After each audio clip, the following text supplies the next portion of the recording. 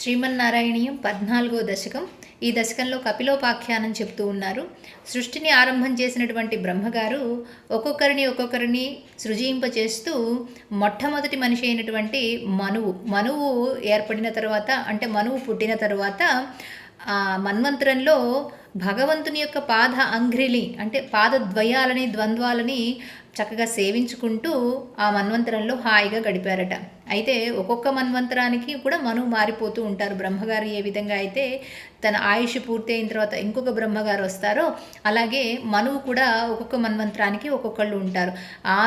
సృష్టి ఆది అందు ఏర్పడినటువంటి మనువు భగవంతుడిని సేవించి తన మన్వంతరంలో హాయిగా గడిపారు అని మొట్టమొదటి శ్లోకంలో చెప్తున్నారు. సమనుస్మృత తావకాంగ్రియుగ్మ సమను పంకజ సంభవాంగజన్మ నిజమంతరమంతరాయహీనం చరితం తే కథయన్ సుఖం నినాయ చాలా సుఖంగా గడుపుతున్నారట. సమనుస్మృత నారాయణ భట్టతిరి వారి కవితా సౌరభం అనేది నానార్థాలు అంటాం కదా తెలుగులో. ఆ నానార్థాలు ఒక పదానికి అక్కడ ఉపయోగించినటువంటి అర్థానికి సంబంధం ఎట్లా ఏర్పరుస్తున్నారో చూద్దాం. సమనుస్మృత తావకాంగ్రియుగ్మ సమను పంకజ సంభవాంగజన్మ. సహమను ఒకచోటేమో మను, ఇంకొక అర్థంలో సమనుస్మృత అంటే ఎప్పుడూ తలుచుకునేటటువంటి, భగవంతుని యొక్క పాద ద్వయాలని ఎప్పుడూ కూడా తలుచుకునేటటువంటి ఎవరట?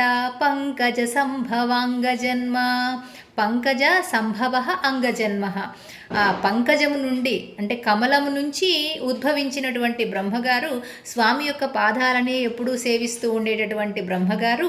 అలాగే ఆయన్ని చూసి మనువు, ఆ మనువు కూడా స్వామివారిని సేవించుకుంటూ నిజమంతరమంతరాయహీనం, నిజమంతర ఆ లోపల తిలతైల ధారవత్ అంటారు కదా, ఏదో కొద్దిసేపు స్మరించుకోవడం కాకుండా ఎడతెరిపి లేనటువంటి స్మరణని చేస్తూ అంతరాయహీనం, ఎటువంటి అంతరాలు లేకుండా అవాంతరాలు లేకుండా చరితం తే కథయన్, భగవంతుని యొక్క చరితాల్ని కథా వైభవాన్ని తెలుసుకుంటూ స్మరిస్తూ తే కథయన్, కథలని వింటూ చెబుతూ సుఖం నినాయ, సుఖంగా గడిపారు అంటున్నారు. సమయే ఖలు తత్ర కర్థమాఖ్యో ద్రుహిణశ్చాయ భవస్తదీయవాచ ధృతసర్గరసో నిసర్గరమ్యం భగవన్ స్వామయుతం సమాప్సిషేవే. ఆ సమయంలో సమయే ఖలు తత్ర, అక్కడ కర్ధమాఖ్యో, కర్ధముడు అనేటటువంటి ప్రజాపతి ద్రుహిణశ్చాయ, బ్రహ్మగారి యొక్క ఛాయ నుంచి ఉద్భవించినటువంటి వాడై తదీయవాచ, ఆ బ్రహ్మగారి యొక్క వాక్కుని అనుసరించి ధృత సర్గరసో, జనాభాని పెంచాలి అనేటటువంటి సంకల్పంతో నిసర్గరమ్యం, భగవంతుని యొక్క పాదాలని ఆశ్రయించి భగవం స్వామయుతం, కొన్ని వేల సంవత్సరాలు అత్యద్భుతమైనటువంటి సుందరమైనటువంటి స్వామి యొక్క పాద పంకజములను పద్మములని సేవిస్తూ ధ్యానం చేస్తూ సమాప్షిసేవే, ధ్యానించారట స్వామినే మనస్సులో. గరుడోపరి కాలమేఘకమ్రం విలసత్కేళి సరోజపాణి పద్మం హసితోల్లసితాననం విభోత్వం వపురావిష్కురుషే స్మకర్థమాయ. ఆ కర్ధమ ప్రజాపతి చేసినటువంటి ధ్యానానికి సంతోషించి, ఆ తపస్సుకి సంతోషించినటువంటి భగవంతుడు తన యొక్క దివ్యమంగళ స్వరూపాన్ని దర్శింపచేయాలి అని అనుకున్నాడట. అలాగా గరుడోపరికాల మేఘకమ్రం, గరుడారూఢుడై శ్యామల వర్ణంతో నిండినటువంటి నీలిమేఘం ఏ వర్ణంలో అయితే ఉంటుందో శ్యామల వర్ణంతో కోమలమైనటువంటి స్వరూపంతో చక్కగా ఆ దివ్యమంగళ స్వరూపంతో భగవంతుడు ఏతించాడట గరుడారూఢుడై. విలసత్కేళి, విలాసంగా చక్కగా ఆయన యొక్క చేతిలో ఉన్నటువంటి కరములే పద్మములు అనుకుంటే ఆ పద్మములలో ఇంకొక పద్మాన్ని ధరించి ఉన్నాడట. సరోజ పాణి పద్మం, చేతిలో పద్మాన్ని ధరించి ఉన్నాడట. హసితోల్లసితాననం, ఇక ముఖారవిందము చిరుమందహాసం చేస్తూ విభోత్వం, హే భగవన్ నీవు వపురావిష్కురుషే, ఆయన ముందు ఆవిష్కృతమయ్యావు స్వామి, స్మకర్థమాయ, నీ దివ్యమంగళ స్వరూపాన్ని ఆయనకి అనుగ్రహించావు స్వామి అంటున్నారు నారాయణ భట్టతిరి. స్తువతే పులకావృతాయ తస్మై మనుపుత్రీం దయతాం నవాపి పుత్రీ కపిలం చ సుతం స్వమేవ పశ్చాత్ స్వగతిం చాప్యనుగృహ్య నిర్గతో భూః. కర్దమ ప్రజాపతిని అనుగ్రహించిన తరువాత భగవంతుడు ఈయనకి ఆ దివ్యమంగళ స్వరూపం చూసేసరికి ఆనంద పారవశ్యుడై స్తువతే పులకావృతాయ తస్మై, నిన్నే స్తోత్రం చేస్తూ చక్కగా పులకరించినటువంటి తనువుతోటి పులకావృతాయ తస్మై, నిన్నే ఆరాధిస్తూ ఆయన ఆనంద పారవశ్యంలో ఉన్నప్పుడు చక్కగా ఆయనకు అనుగ్రహించి మనుపుత్రీం దయితాం, నీకు మనువు యొక్క కుమార్తె అయినటువంటి దేవహూతి దయిత అంటే భార్యగా అనుగ్రహిస్తున్నాను. నవాపి పుత్రి, నీకు 9 మంది ఆడ సంతానం కలుగుతుంది. అలాగే కపిలం చ, సాక్షాత్తు నేనే కపిలుడుగా నీ ఎందు జన్మిస్తాను. స్వమేవ పశ్చాత్, నీకు కుమారుడిగా నేను కలుగుతాను. స్వగతిం చ అపి అనుగృహ్య, ఆయన్ని అనుగ్రహించి మరలా తిరిగి స్వామి నిర్గతో భూహు, తన యొక్క వైకుంఠ ధామానికి తిరిగి వెళ్ళిపోయారట, అంతర్ధానం అయిపోయారట. చక్కగా కర్దమ ప్రజాపతిని అనుగ్రహించి 9 మంది ఆడ సంతానము, ఒక మగ సంతానము కపిల మహర్షి రూపంలో నేనే స్వయంగా నీకు కుమారుడిగా వస్తున్నాను అని చెప్పి ఆయన్ని ఆనందింపజేసి స్వామి మళ్ళా తిరిగి వైకుంఠ ధామానికి చేరుకున్నారట. సమనుశత రూపయా మహిష్యా గుణవత్యా సుతయా చ దేవహూత్యా భవదీరిత నారదోపదిష్టః సమకాత్కర్ధమమాగతి ప్రతీక్షం. భగవంతుని చేత ప్రేరేపించబడినటువంటి నారద మహర్షి వెళ్ళి కర్దమ ప్రజాపతితోటి మనువు యొక్క పుత్రిక అయినటువంటి దేవహూతిని కళ్యాణం చేసుకోవాలని వాళ్ళిద్దరి యొక్క కళ్యాణం గురించి చెప్పిన తర్వాత ఆ మనువు కూడా చాలా సంతోషించారట. స మనుహు శతరూపయ, ఆ మనువు తన భార్య అయినటువంటి శతరూపతోటి అలాగే గుణవతి అయినటువంటి తన కూతురైన దేవహూతితో కలిసి కర్దమ ప్రజాపతి యొక్క ఆశ్రమానికి వెళుతున్నప్పుడు భవదీరిత నారదోపదిష్టః, భగవంతుని యొక్క ఆజ్ఞను తెలియజేసినటువంటి ఆ కర్దమ ప్రజాపతి చాలా సంతోషించారట. దీనికి వారి యొక్క రాక కోసము కర్దమమాగతి ప్రతీక్షం, వీరి యొక్క రాక కోసం ఆ కర్దమ ప్రజాపతి కూడా ఎదురు చూస్తూ ఉన్నారట. మనునోపహృతాం చ దేవహూతిం తరుణీరత్నమవాప్య కర్దమోసౌ భవదర్చన నివృతోపి తస్యాం దృఢ శుశ్రూషణయా దధౌ ప్రసాదం.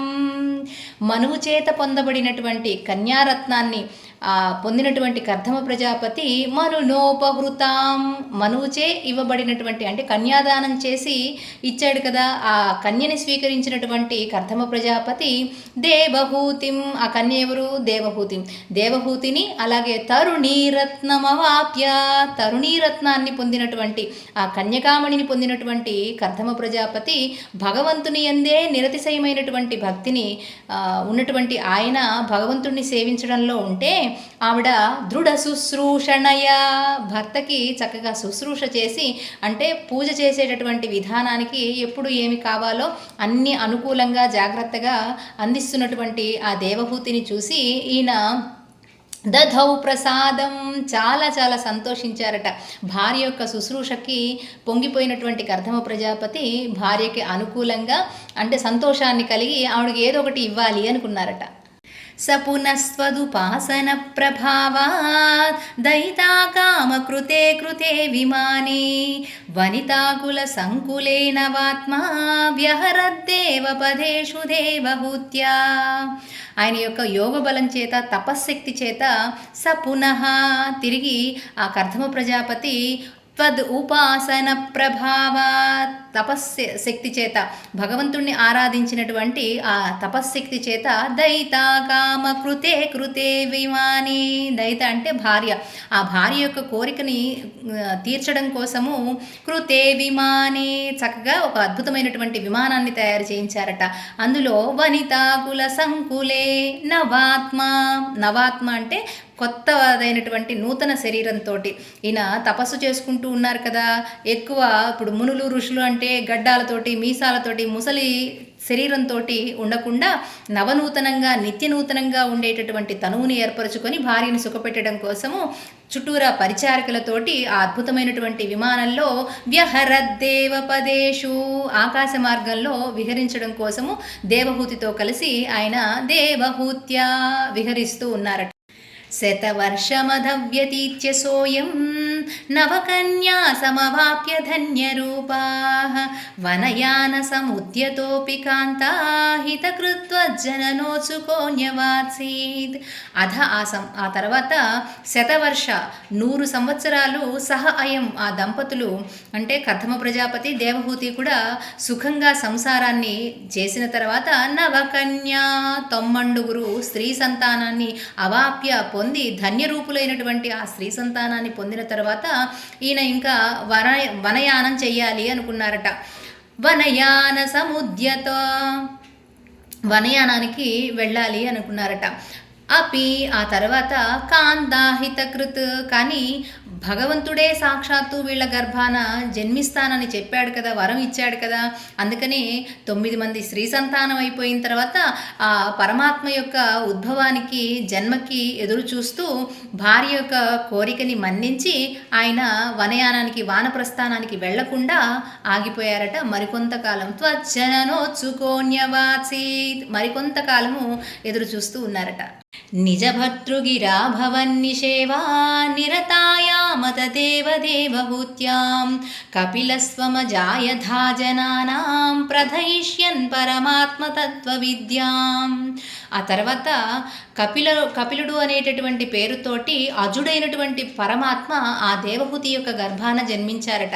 నిజ భర్తృగిరా ఆ దేవహూతి యొక్క భర్త అయినటువంటి కర్దమ ప్రజాపతి చెప్పినట్లుగా పరమాత్మవగు నీవు నిరతాయామధ నిరతిశయమైనటువంటి భక్తితో సేవించేటటువంటి ఆ కర్దమ ప్రజాపతికి దేవహూతి యొక్క గర్భాన దేవదేవహూత్యాం ఓ దేవహూతి యొక్క గర్భాన కపిల స్వమజాయథ అజుడైనటువంటి నీవు కపిలుడు అనేటటువంటి పేరుతోటి జనానాం ఉద్భవించావయ్యా. అట్లా ఉద్భవించినటువంటి నీవు ప్రధయిష్యన్ పరమాత్మ తత్వ విద్యాం ఈ లోకానికి పరమాత్మ యొక్క తత్వబోధని వివరించావయ్యా, ప్రచారమునర్చావయ్యా అంటున్నారు. వనమేయుషి కర్ధమే ప్రసన్నే మత సర్వస్వముపాధి సంచజన్యై కపిలాత్మక వాయుమందిరేశా త్వరితం త్వం పరిపాహి మాం గదౌఘాత్ నా యొక్క పాపరాశిని రోగరాశిని సమూలంగా నశింపజేసి నన్ను రక్షించవయ్యా, పాలించవయ్యా అంటూ నారాయణ భట్టతిరి ఈ దశకాన్ని సంపూర్ణం చేస్తున్నారు. వనమేయుషి కర్ధమే ప్రసన్నే ఆయన ఇంకా ఆ తర్వాత వానప్రస్థానానికి ఆనందంగా బయలుదేరారట. ఈ కపిల మహర్షి యొక్క జననం తర్వాత మత సర్వస్వముపాధి సంచజన్యై తండ్రి వానప్రస్థానానికి వెళ్ళిపోయిన తర్వాత దేవహూతి బాధపడకుండా మత సర్వస్వముపాధి సంచజన్యై మత సర్వస్వాన్ని అంటే సాంఖ్యయోగాన్ని, తత్వజ్ఞానాన్ని, తత్వశాస్త్రాన్ని అంతటినీ కూడా ఆ తల్లికి బోధించాడట కపిల మహర్షి రూపంలో ఉన్నటువంటి భగవంతుడు. అటువంటి వాయుమందిరేశ ఓ గురువాయూరప్పనే త్వరితం వెంటనే నన్ను పరిపాహి నన్ను రక్షించవయ్యా, పాలించవయ్యా, నా రోగరాశిని నశింపచేయవయ్యా అంటూ ఈ దశకాన్ని సంపూర్ణం చేస్తున్నారు నారాయణ భట్టతిరి.